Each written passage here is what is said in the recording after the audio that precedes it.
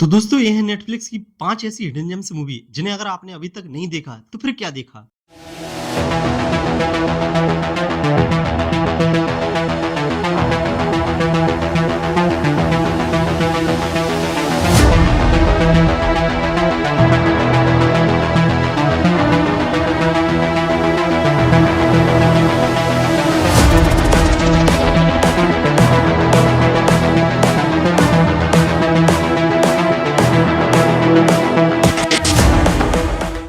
पहली मूवी की अगर मैं बात करूं तो मुझे लगता है कि यह बहुत ही कम ऑडियंस के पास पहुंच पाई है।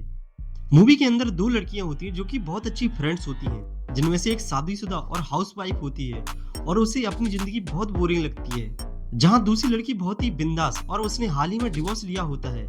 वह दोनों डिसाइड करती हैं कि वे क्रोएशिया जाएंगे अपना वीकेंड मनाने के लिए। क्रोएशिया बेसिकली एक बहुत ही सुंदर जगह है और वहां पहुंचकर वह दोनों लड़कियां बहुत ही एंजॉय करती हैं। और उनमें से जब एक लड़की की सुबह आंख खुलती है तो वह देखती है कि उसके चारों तरफ ब्लड ही ब्लड पड़ा हुआ है। उसे कुछ भी याद नहीं कि रात में क्या हुआ था, साथ ही उसकी फ्रेंड भी गायब है। और वहाँ की पुलिस जब इन्वेस्टिगेट करती है तो वह पूरा ब्लेम उस लड़की पर डाल देती है। अब वह लड़की एक ऐसी सिचुएशन में फंस जाती है कि बाहर रहने वाली पूरी पब्लिक और पुलिस उसके खिलाफ हो जाती है।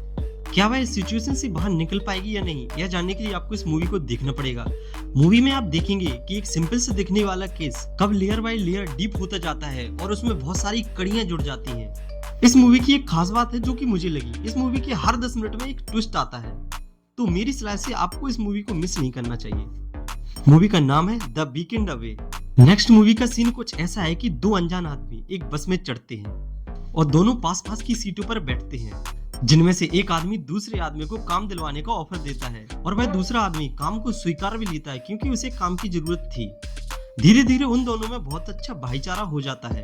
अब ट्विस्ट ये है कि इसमें जो पहला आदमी है जिसने की नौकरी ऑफर की थी, वह एक अंडरकवर एजेंट होता है जो उससे पुराने केस का सच उगलवाना चाहता है। और जिसने नौकरी ली है उसे भी पता है कि यह एजेंट है, लेकिन वह जानता है कि लाडले अगर उसने इसका विरोध किया तो उसके हाथ से यह नौकरी भी चली जाएगी। और यह भी देखना है कि उससे बातों बातों में कोई सच ना निकल आए। इस मूवी में आपको बहुत ही कम मात्रा में मारधाड़ देखने को मिलेगी। जो आपको देखने को मिलेगा वह होगा सिर्फ बातों बातों का खेल। और हम व्यूअर भी पूरी मूवी में यही सोचते रहते हैं कि कहीं ये बातों बातों में कुछ ऐसा ना कह दे कि यह पकड़ा जाए। मूवी का स्क्रीन प्ले भी इतना टाइट है कि आपको पलक झपकने का मौका नहीं देगा। और इसका नाम है द स्ट्रेंजर। नेक्स्ट मूवी का नाम है the devil at the time, जो कि 2020 में आई थी। और इस मूवी के अंदर आपको स्पाइडरमैन और बैटमैन दोनों देखने को मिलेंगे। मेरा मतलब टॉम हॉलैंड और रॉबर्ट पैटिसन से है। यह दोनों इस मूवी में ऐसे कैरेक्टर को प्ले करते हैं जो कि उन्होंने पहले कभी नहीं किए।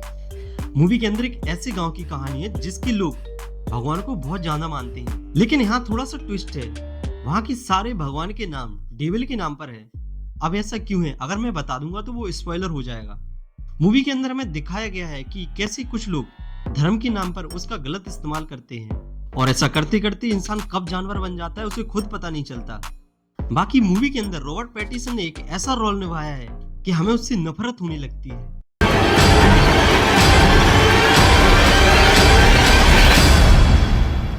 नेक्स्ट मूवी भाई साहब, यह मेरी one of my favourite movies में से एक है। इस मूवी के अंदर कुछ लोग होते हैं जो कि अमर होते हैं और सदियों से हमारी पृथ्वी की रक्षा करते आ रहे हैं। उनकी आइडेंटिटी हमेशा छुपी रहती है और किसी को नहीं पता कि ये लोग अमर हैं। लेकिन कैसे भी करके एक कंपनी को इनकी सच्चाई पता चल जाती है कि यह लोग अमर हैं और वह कंपनी अपना पूरा जोर लगा देती है उन्हें अपने पास लाने में कि इनके डीएनए से ऐसी दवाइयां बनाई जाए जो लोगों को अमर कर दे, जिससे कि उस कंपनी को बहुत सारा प्रॉफिट हो। लेकिन लाडले वो इतनी पावरफुल होते हैं कि अकेले ही पूरी कंपनी की लंका लगा सकते हैं। बाकी मूवी के अंदर आपको उच्च कोटि का एक्शन देखने को मिलेगा और पीछे बैकग्राउंड में इतने अच्छे गाने चल रहे होते हैं कि जिसकी वजह से हमारी बॉडी बहुत अधिक मात्रा में एड्रेनलिन रिलीज करेगी। वो अलग ही मूड सेट कर देता है। मूवी का नाम है ओल्ड गार्ड, जो कि लॉकडाउन में आई थी, यानी 2020 में आई थी।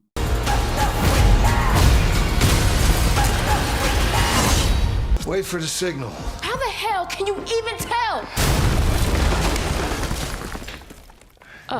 एक बहुत अमीर आदमी होता है जो कि अपनी भतीजी से बहुत प्यार करता है, लेकिन कुछ समय पहले उसकी भतीजी गायब हो गई थी जो कि अभी तक नहीं मिली है। इसके बाद वह अमीर आदमी एक जर्नलिस्ट को हायर करता है जो कि उसके लिए उसकी भतीजी ढूंढ कर लाए।